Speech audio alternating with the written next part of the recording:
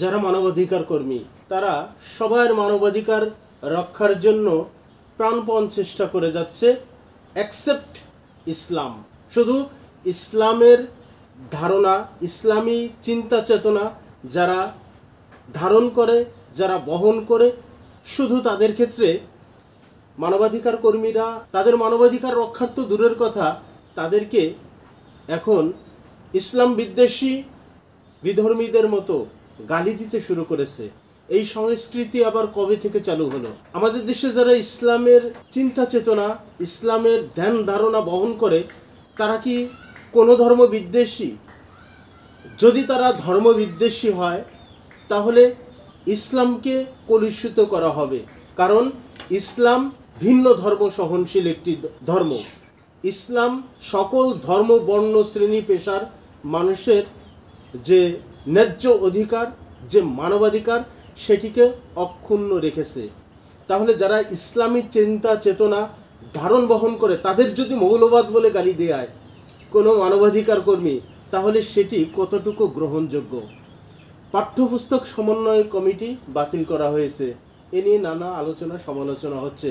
মৌলবাদের সঙ্গেও অন্তর্বর্তী সরকারের আপোষকামিতা উদ্বেগজনক দৃষ্টান্ত বলছেন টিআইবি। কারা এর বিরুদ্ধে, এই যে পাঠ্যপুস্তক সমন্বয় কমিটি বাতিলের জন্য কারা কথা বলেছিল?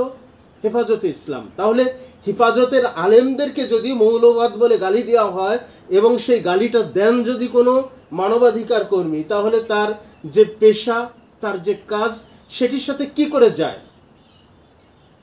আপনি কার মানবাধিকার রক্ষা করার জন্য কথা বলেন? আপনি কাদের মানবাধিকার রক্ষার জন্য আপনার কার্যক্রম পরিচালনা করেন?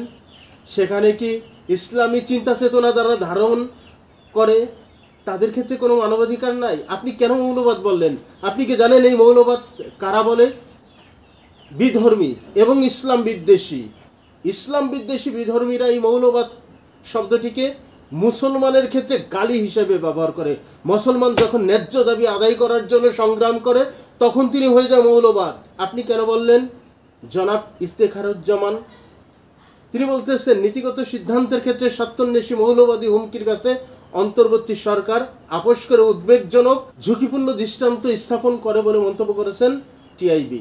জাতীয় শিক্ষাক্রম ও পাঠ্যপুস্তক বোর্ড ও মুদ্রিত সব পাঠ্যপুস্তক সংশোধন পরিমার্জনের জন্য গঠিত সমন্বয় কমিটি বাতিলের সিদ্ধান্তে বৈষম্যহীন নতুন বাংলাদেশের স্বপ্ন ও অসাম্প্রদায়িক চেতনার পরিপন্থী এবং অন্তর্বর্তী সরকারের আপোষকামী আচরণের পরিচয়ক বলে গভীর উদ্বেগ জানিয়েছে সংস্থাটি।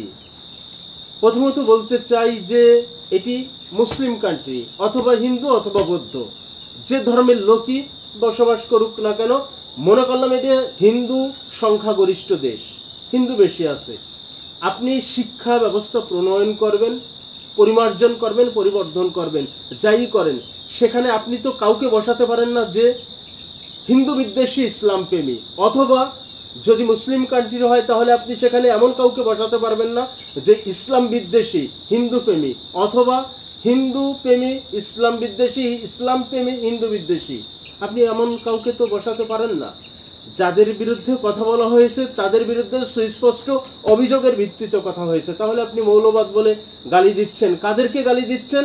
যারা নায়েবে রাসূল তাদেরকে গালি দিচ্ছেন। কেন দিচ্ছেন? আপনি কেন মানবাধিকার কর্মী হয়ে মৌলবাদ বলে গালি দেন? ধিক্কার জানাই, প্রতিবাদ জানাই আপনার এই বক্তব্যের।